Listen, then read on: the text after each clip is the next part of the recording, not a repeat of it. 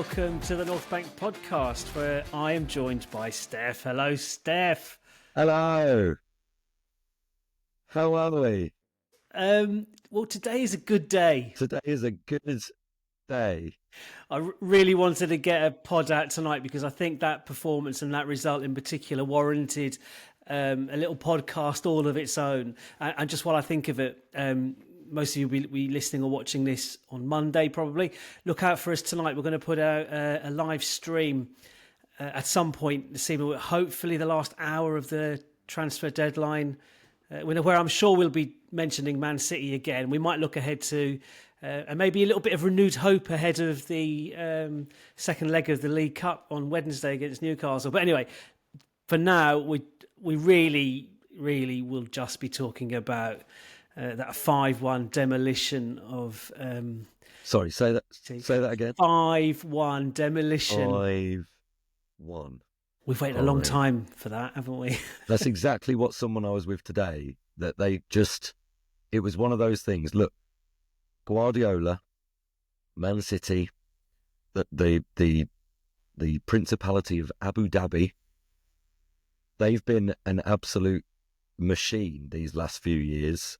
They've dominated with money, with good players, good team and all that kind of thing, and tactics and blah, blah, blah.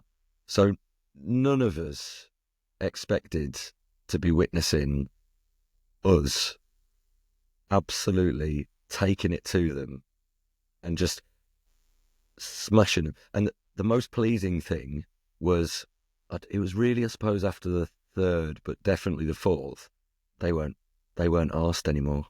They weren't bothered. They were just looking to get out of there. They were bothered. They were broken. Yes. Yeah. But how many times have we felt that over the years? You know, we got smashed 5-0 at theirs, 3 years ago? When Xhaka got a red card. We've had a 6-3 against them. We've had big defeats, you know, Liverpool and United famously. But we are different gravy now, and not a single goal from a set piece. Just right. Okay. Cheers. I need to hold you up there on one thing. You said nobody expected that. Can I remind you of a WhatsApp exchange we had yesterday, where I said, and I quote, "We'll batter Newcastle right after we batter City," and I've said that obviously genuinely with that expectation. Okay. Yeah. Nice okay. try. I didn't. I did predict. I did back us to win, but I wasn't. I wasn't. It was a. Well, I didn't expect that. Let's put it that way.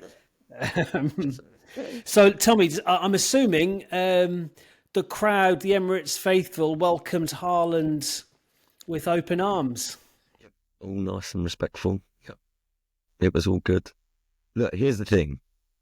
If you look, and it was, thankfully, it all stayed on the side of terrace chanting rather than, you know, I didn't hear anything particularly spiteful or anything like that. You know, nothing seemed to cross a line in the way that you will rally against an opposition player. And there's a big difference as well, because there are some opposition players who, you know, it would be harsh to like really have a go at them. But Haaland gives it, and Haaland knows it, and Haaland knows, you know, that he's like the big I am, and so therefore he's got to take it. I must say, actually, he did seem to. I mean, look, we can't see the close-ups when we're stood in the North Bank, but he didn't really seem to react to much. And I think, can I say much to the annoyance of Gary Neville on commentary, who was desperate for Haaland to react. Well, okay, just full disclosure, I wasn't at the game. It was my son's 3rd birthday, so I had to forego this particular pleasure. Fair enough. Yeah. But what it did afford me is a very different perspective. After our first goal on 2 minutes, Gabriel laughed in his face as he ran past him. Fair enough, Haaland will have expected. He didn't react to it. He just like, well, okay. It was... he probably likes that because it shows that where he's in our heads as well. Yeah. It's that It's that rivalry. It's proper Well, rivalry. he backs himself. Of course he does. It's and why not? Why wouldn't you when you're him and you're that good? But it was, I don't know, was it the third or fourth goal? And Gary Neville was like, I think we'd all forgive Haaland for snapping now. He scored the goal. He celebrated the goal like, I'm still the man kind of thing. It was fair enough at that point. At that point, as an Arsenal fan watching that on telly, I was thinking, oh, bugger. We all were. Yeah. I will talk about, I want to break down the actual game itself, but I wanted to, you've got to start with the emotion of the piece, haven't you? So, but there's so much to unpick. The team news at the start, again, I mean, apart from Saka, how are you making that team stronger? With who we've got, not much. White at right back, Nwaneri at right side, kind of instead of Marcelli, but that's not like notably an improvement at all. So apart from Saka, we're our strongest. So interesting selection, and we'll touch on this a few times, I'm sure, was at left back, because me and you said that Lewis Skelly would start. Chris said that Calafiori would start again. But what a vote of confidence from Arteta to an 18-year-old kid. And I don't know, you'll obviously watch the game back at some point, because that's kind of what happens. Maybe more than once. Haaland was bouncing off him. Yeah. Running through he's got this insane low centre of gravity. Like, you cannot get the ball off him. He's so difficult because he's not particularly tall, like certainly not alongside Haaland. But he's obviously, he's 18. 18. Like, he's 18. Well, there were several moments that summed up his performance. One was the receiving the ball, having stepped into midfield, surrounded by players, and it's a vote of confidence to put him in the team. It's a vote of confidence to let him play that way, and for players to play him in the ball when he's under pressure. The team trusts him as well. That's it. He is so good. Then there's the goal where, we've drifted forward. There was a lot of, it wasn't quite the chess match of a year or two ago, but there are elements of, we were doing that classic thing of we get the ball, kind of let them get in position, because while we had a 1-0 lead, it was actually safer for them to all get back and get in position than it was for us to try and hit them on the counter and risk a turnover for them to then outnumber us towards our own goal. But anyway, there was a moment where obviously we'd sort of pressed a bit higher. He receives the ball on the inside channel, and you just look at it and think, have a go. He did, and he scored, and it was a lovely taken goal. And you wonder if they stood off him a little bit, just thinking, well, he's an 18-year-old, he's a fullback, what's he really going to do? Well, he's going to score.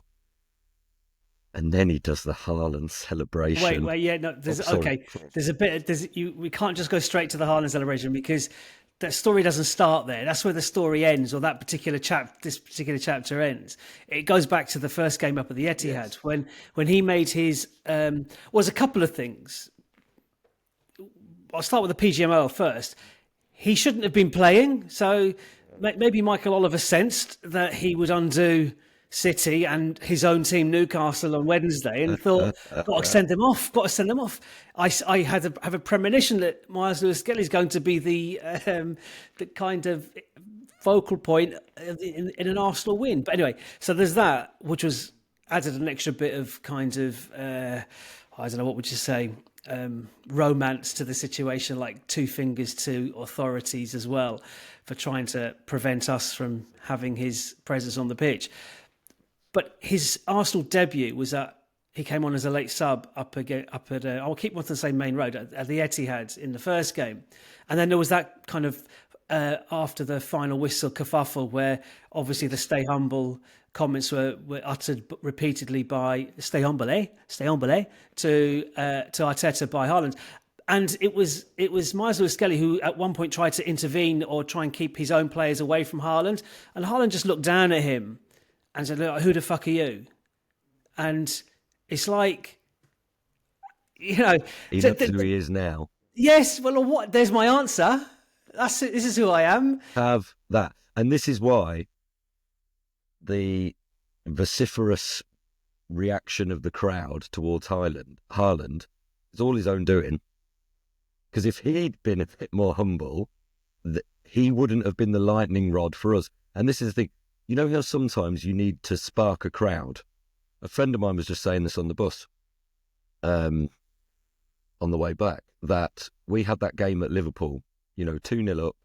And although I think the incident was probably blown out of proportion, there was that moment where Granit Xhaka has a bit of a tete-a-tete with Trent Alexander-Arnold, and all of a sudden the Liverpool fans are kind of up, and there's that atmosphere, and the players will probably feed off that a little bit as well.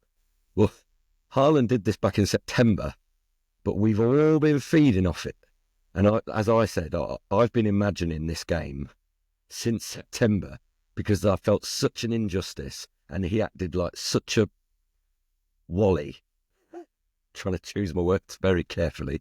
Already crossed the line. Yeah, well, he acted like such a wally that he's the lightning rod for it. Now, look, he owns that a little bit, and he's almost sort of, I think, playing a role to a certain extent. But like you say, there you go, Miles Lewis-Skelly now. I mean, this is Lewis Skelly, who scored against, or didn't score against Spurs, but when we scored against Spurs, was shushing them in response to Son doing it. He gets it. He was whipping the crowd up when he was subbed off and tried to walk off, and the ref made him go off.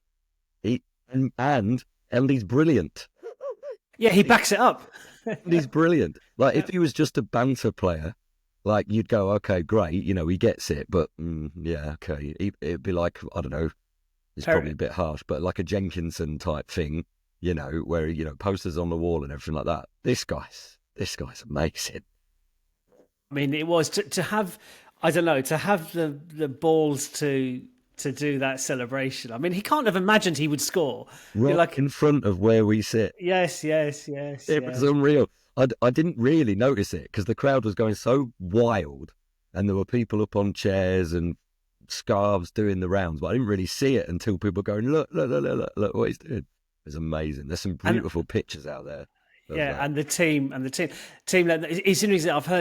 I've seen a couple of Spurs fans comment on it, and they like completely get it. Like, they weren't, but they did also say that they just know that he's going to be a player that other clubs fans are going to really, really hate, because absolutely. We need more of him. I mean, people hate Saka. Saka is the nicest in the world.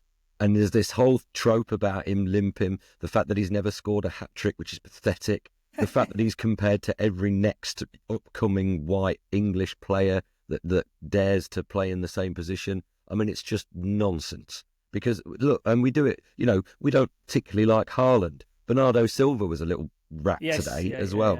Yeah. Bruno Fernandes for thinking, but actually, at some point, you've just got to go, well, okay, yeah, we don't like you, but I can see why your fans do.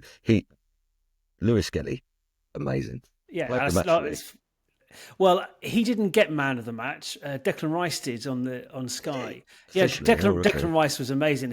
If you think about it, okay, so game kicks off, and our high press puts them under pressure straight away. It was Declan Rice played a lovely ball through to Havertz, and Havertz clearly did not want to take the shot and played a potentially awkward square ball for Ødegaard, who via deflection scored the goal.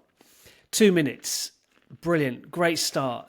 But I must admit, for the next, I know, look, we had let me read, this is what I wrote for the first half. I was just like, because I was in there watching it. I said, great start, sat back, great save with a bit of luck, because it came off the crossbar, right? So it was a brilliant save by Raya, but it bounced off the crossbar. Then, awful miss, I wrote. This is the Havertz one. And then I wrote in brackets, where's that striker? Remember, it's only 1-0, and we've sat back. We've ceded all control to City at this point. And I'm thinking, De Bruyne's on the bench. You get him on the pitch, and it's like, he will cause us problems. When Havertz made that miss, I mean, we were all stunned for a moment, but I said to the people around us, sort of joking, but I said, well, that's another 5 million on Watkins. Yes. Well, yes. Then I wrote great save because Ryan made another good save, again from a deflection down to his right.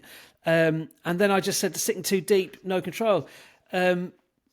First half, we created very little from open play. Our two best chances, the goal and Havertz shot, were from us putting them under pressure via the press. And the second half started in a similar vein. I was a little bit surprised that City didn't bring Bruyne on a bit earlier. But I guess from his point of view, they'd ended the first half in the ascendancy. They picked up where they left off. We were sitting back, and then my next word was bugger, which is obviously the equaliser from Haaland, and then great response. And I was like, no, don't sit back. No, great response again, but it came from a very fortunate deflection from Partey's shot. Foden just passed him the ball. I mean, I don't know. I can't even say it was a high press that created it. It was just like pure, like terrible pass from Foden. Partey, bought the ticket, won the lottery. The thing I was going to say, in the sense that, yeah, deflection, and obviously there's looking at that as well, but it's that only fools and horses thing, isn't it? He who dares rodders. He took a shot, and it was almost like he had too long to think about it. The crowd are all shouting shoot, and so it was shot. And that's what happens. And it's demoralising to them, because Man City will feel like, well, we haven't done anything wrong there and we've conceded. Like, psychologically, you could see a little chink in the armour. 38 seconds, they were level. So it was that quick. And from that point on, all I wrote then was, do not sit back. Go for it this time. Learn your lesson.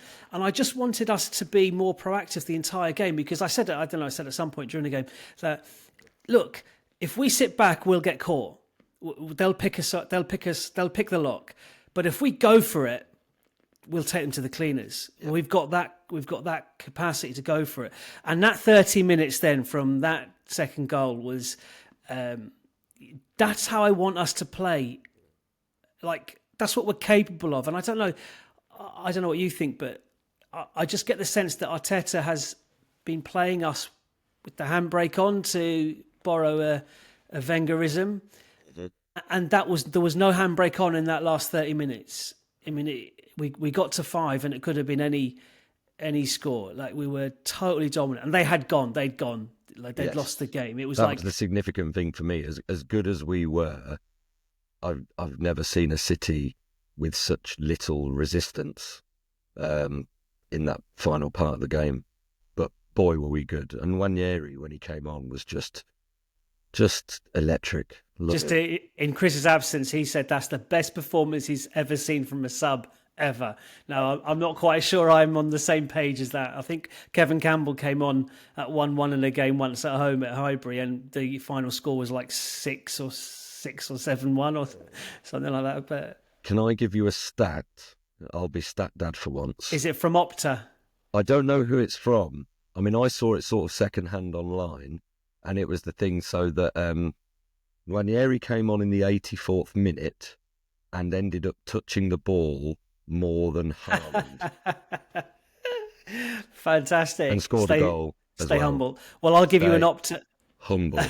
I'll give you an Opta stat about the Nwaneri goal, and the time on this, I'm a little bit. I haven't gone back and looked at it, and I was tempted to when I read the time sequence as well. Right. Okay. So it was 36 uninterrupted passes involving all of the Arsenal outfield players, covering a time span of 1 minute and 54 seconds. That's the bit I'm a little bit. Could we take 1 minute and 54 seconds for 36 passes? Anyway, that's what Opta said. So I'm not. Who am I to kind of dispute that? But that's. And that is ridiculous against Manchester City. And what a goal! I mean, bizarrely, that was the goal that got me up and running around the room. I don't know why it did. I think it wasn't because I thought that was the clincher. I finally relaxed at 5-1. it was just because it was him as well, and Him as well, yeah. the two Haylenders, the two kids, 18 and 17. Like my daughter was here for the birthday, my son's birthday, and I was saying to her, like, you do realise I didn't know the team at the time, and I was thinking there is a likelihood, my love, that there will be two Arsenal players starting today's game younger than you. So I messaged her then afterwards. She was on the train back to where she's staying at the moment. And I said, not only did they both play, they both scored. So it's like, yeah. I mean, it's ridiculous. Like, absolutely fantastic. Dreamland stuff. What, I mean, could... I mean, look, nobody at the start of the season anticipated Miles Lewis-Skelly kind of exploding onto the scene in the manner that he has done. Especially now, we've paid whatever million it was for Calafiori. Zinchenko's there. Kivior's been playing at left back. Timber playing at left back. It's like you could not see a path to the first team for him. I mean, it makes you... I wonder, people like Aidan Heaven who've just gone to Manchester United, and like, good luck to him and all that. But it's like, he's Enfield born, Aidan Heaven. I can't imagine he's a United fan. Got to be an Arsenal fan. He could be Spurs, I suppose, in Enfield. But have a bit of patience. Look what's happened to. We did obviously expect Ranieri to feature. There was a bit more narrative around him and his progress. Yeah. But even that, though, I mean, his performances, I mean, fair play to Arteta. Like, he managed his minutes to begin with, and he's like, again. And I can understand Ranieri not starting today. I mean, I like you, picked Lewis-Skelly because I just thought, actually, he's up for the battle more. I wonder if Calafiori, because Calafiori, when he came on against Wolves, he put us on the front foot. He's a front foot sort of fullback. But Lewis-Skelly's just like a rock as well. But and he scored today. So with his weak foot. No, with it. The more I hear about this game, the happier I feel. It was just incredible. Honestly. Do you know what really gets my goat though? Is that we've done this and we're 6 points behind top spot. Feels like we've been 6 points behind Liverpool forever. Well, their game in hand is not this midweek, but the following midweek away at Everton. And come on, David Moyes, I've always loved you. It's. Problem is, I don't know. Obviously, Liverpool are going to have to go very strong against Spurs because they've got a deficit to overturn. I don't know who they've got in the FA Cup, but chances are it's someone that they can rest, rotate a little bit around. Yeah. Exactly. So they'll take Everton nice and strong. And look, I don't see much weakness. It's up for Liverpool to trip up now, big time, because we're doing what we're doing, and we're the only team doing what we're doing. City today was a massive test, and there will be other tests to come. We've talked about, I think Chelsea are just around the corner, West Ham as well at some point. So it's not necessarily easy for us. Ever, but boy, did we put a statement down today. Declan Rice was interviewed after the game, and he speaks brilliantly as usual. But one of the things he did say is, look, it's not today's performance that will stick. It's dropping 2 points at home to Villa. Yes. He name checked the Brighton away game as well, but that was the dodgy penalty, wasn't it? The head to head, wasn't it? It's like, some things. We've got just 2 points here and there.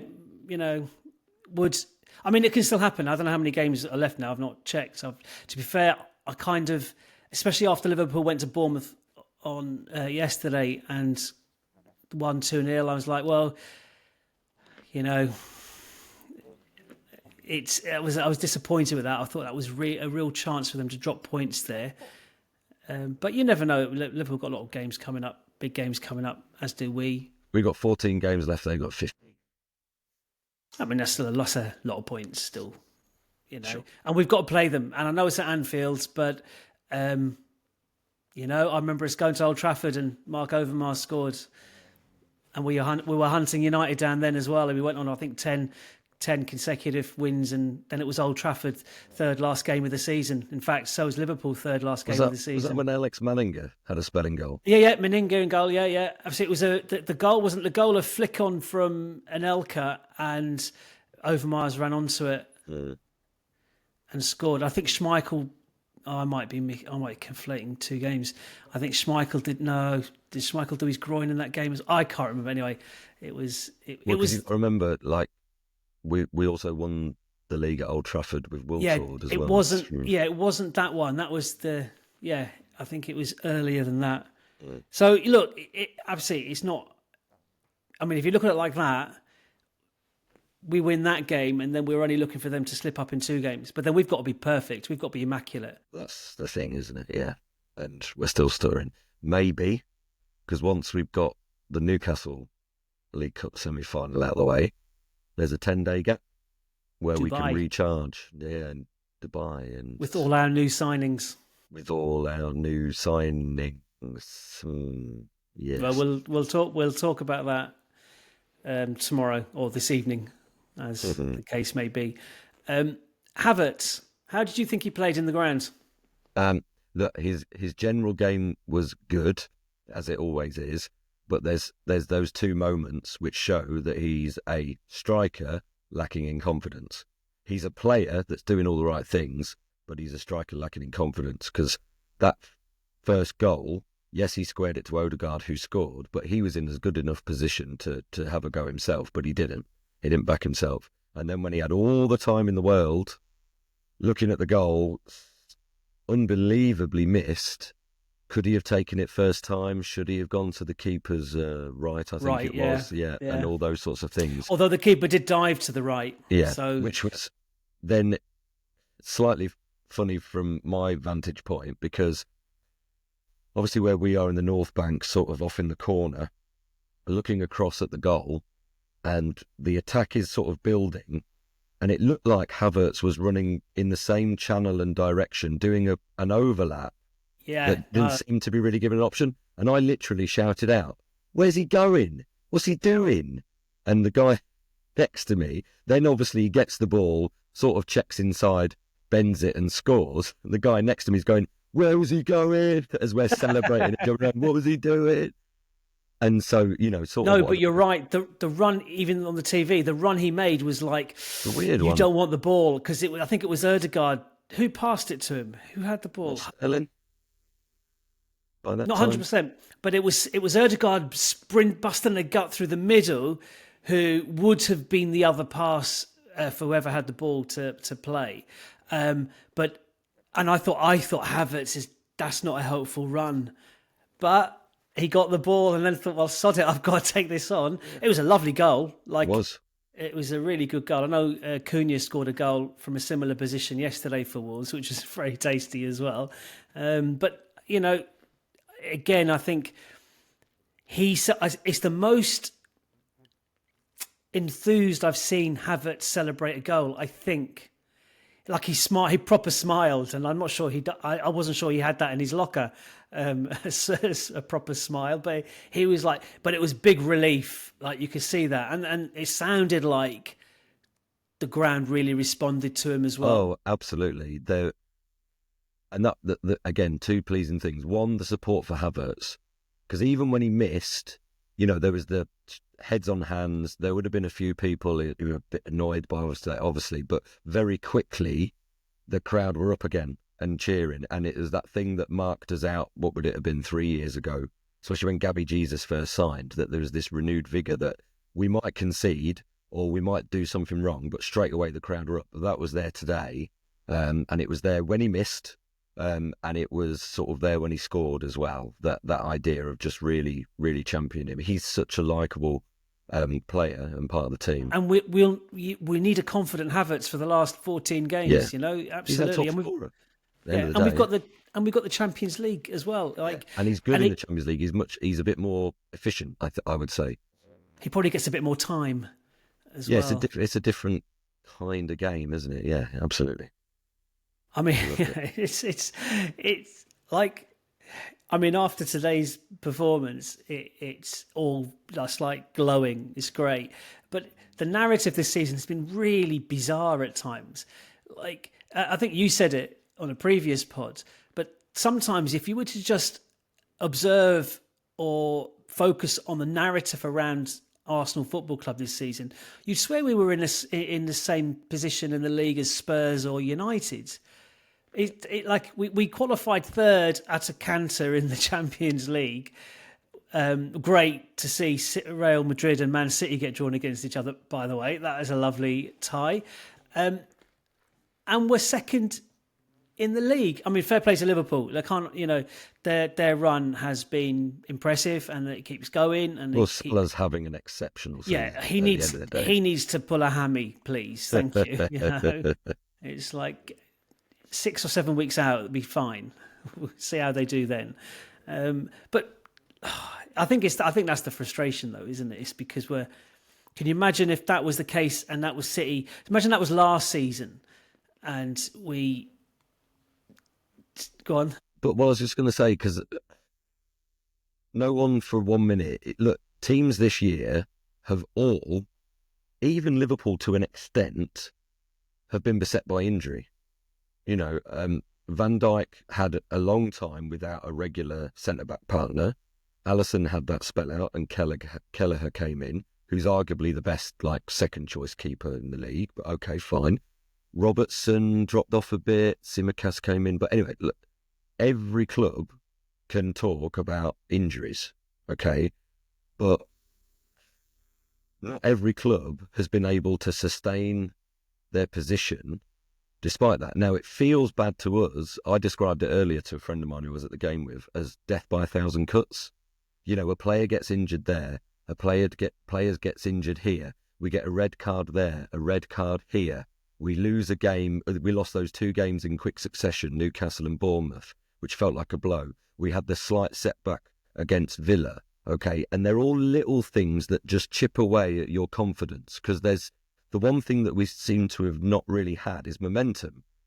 When you step back and look at some of those numbers, unbeaten at home, unbeaten in X amount of games. It was 13 at one point, might even be up to 14 now. Like you say, qualifying really just, quite easily through the Champions League group stage. We're top of chances conceded, in the Champions League or something or other like that, especially from open play and whatnot. So it's all there. It doesn't feel overly amazing because it's not got the sweeping momentum of a couple of years ago, and it's not like we were ever out in front. We're always chasing, so it puts the pressure on the games that we then play. Yeah, we are of a level. We are set. And there's a point where, look, this season will be what it will be now. We've just got to keep trying to win every game. We've got to hope that Liverpool somehow stumble, and that is what it is. And the Champions League is obviously there as well. But at the same time, we can all sit back and go, but I tell you what, whatever happens, we'll be back in August because this team's young and Arteta's still going and the club still have progress that it can make. So it's not like it's all of a sudden Man United are changing manager and they lost at home again today. Postecoglou got a win, but it was the first in 4 and it's all very sort of up and down. Chelsea, who knows what situation they're going to be in. Newcastle, they're going for the Carabao Cup, but they might defeat. Saudis can't spend the way freely that they might have wished they could. Forest, is it a one-off? Are they going to be able to stay? Who knows? But Arsenal, there again, I'm fairly confident that it will be another push. Yeah, we'll have teams knocking on the door for our players, but that's a sign of how good we are. But they're locked into contracts relatively securely. And if anyone wants anyone, they're going to have to pay top money, which we can then reinvest, and it's all fairly secure. Also, the Arsenal player has to want to leave. What would you be leaving for? Look, Real Madrid is still a massive big draw. Yeah, and Barcelona. But Barcelona's a funny situation. The prestige of playing for Barcelona. The prestige, yes. But the fact that they're struggling to register certain players, absolutely, is a massive issue. Bayern's not necessarily the draw it once was. Of all the Italian clubs, Inter are probably the most stable. in their things, but I don't know if Inter have that glamour that maybe I mean, I'm probably offending a lot of people like Juve has. I don't know.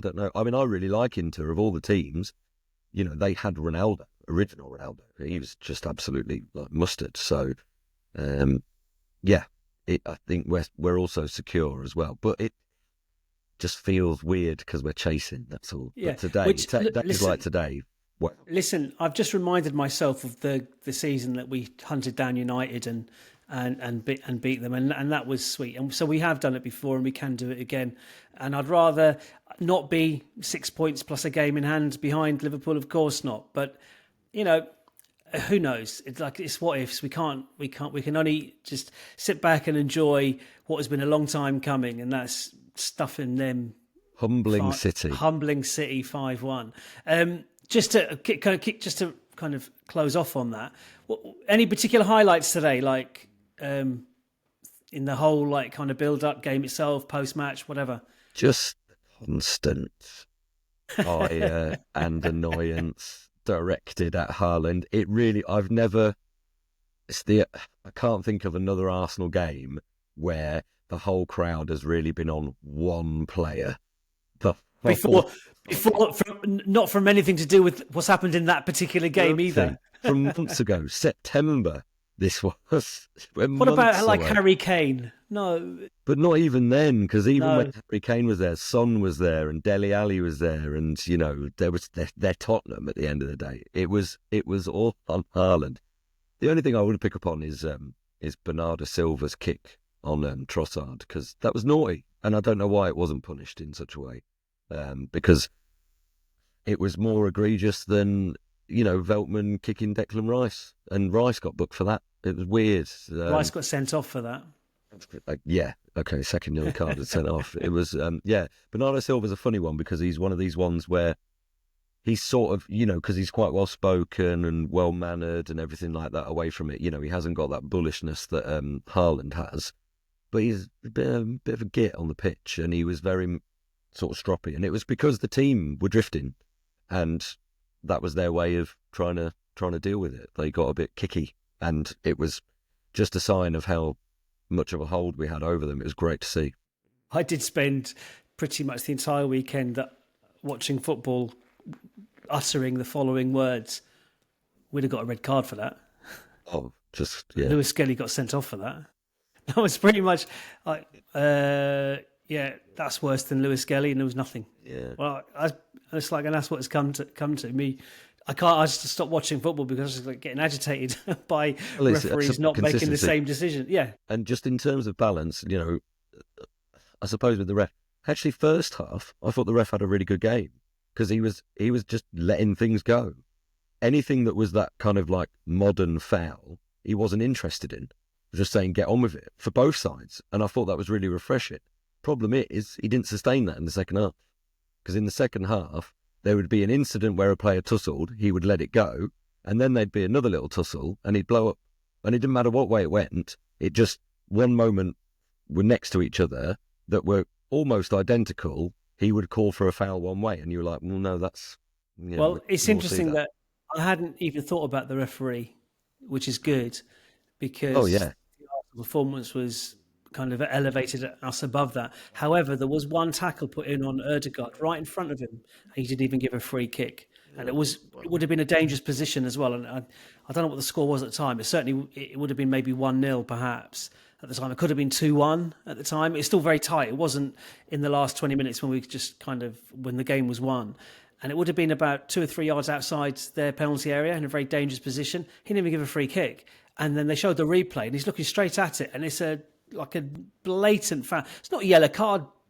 I mean, having said that, if you concede a free kick there like that, it probably would be a yellow card. But I wouldn't be screaming for a yellow card. I was screaming for a bloody free kick. It's like it was a foul. He didn't even give that. But anyway, I was like, quickly... Well, the message is, like you say, to play in such a way that the ref won't have a decision to make. And that last half an hour, woof. I mean, just take me back. I didn't want to leave at the end. It was amazing. Best 30 minutes of Arsenal season, undoubtedly. That is. Yeah, I can't think of another game or performance or 30 minutes that can top that. probably I've heard fans say that that's their best experience at the Emirates. I've heard one fan say that that's the noisiest. The Lewis Skelly goal was the noisiest he's heard since the Arshavin goal against Barcelona. What, more than Reece Nelson or Yeah, Martinelli's goal last year? Maybe they weren't at the No, Bournemouth well, that game. So, it was. Yeah, it was good. It was so good. Well, excellent. I mean, I'm quite happy to sacrifice that game in attendance if that's what happens when I'm not there. That's brilliant. Right, listen. Okay, that's lovely. We talked a little bit longer than we'd planned, but why not? Lots to talk about. We hammered the champion Manchester City 5-1. So Manchester City. I'll leave you to say, I'll say goodbye first, and check us out later for the live stream for the last hour of the transfer window with the Grove team as well. We'll join forces there. But I want to leave you with just 2 words to sign us off with. Off you go. Stay humble. There we go. Wicked. The North Bank, an Arsenal podcast. Subscribe, rate and review on your app, and find us on Twitter, Instagram and TikTok at NorthBankPod. Email hello@thenorthbankafc.com and check out our website, thenorthbankafc.com. Produced by The Podcast Company.